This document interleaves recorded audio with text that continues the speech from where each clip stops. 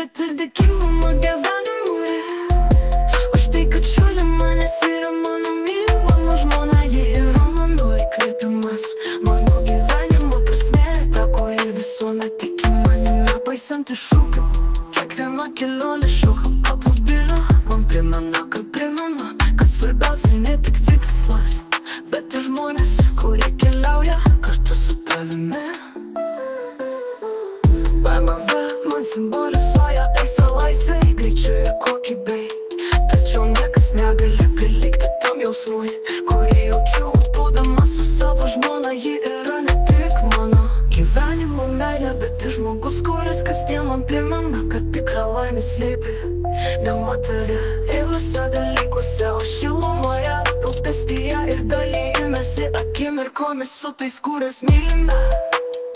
Ši meilė man yra tvirta kaip BMW inžinerija ir nesibaigianti kaip kelias horizontą.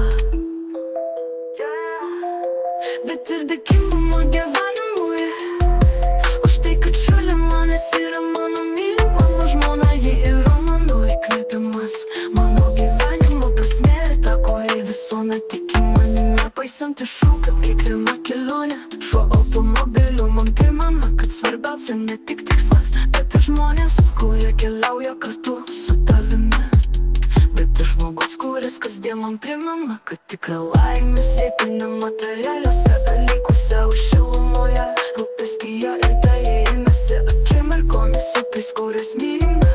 Ši meilė man yra tvirta kaip BMW inžinerija ir nesibaigianti kaip kelias į horizontą.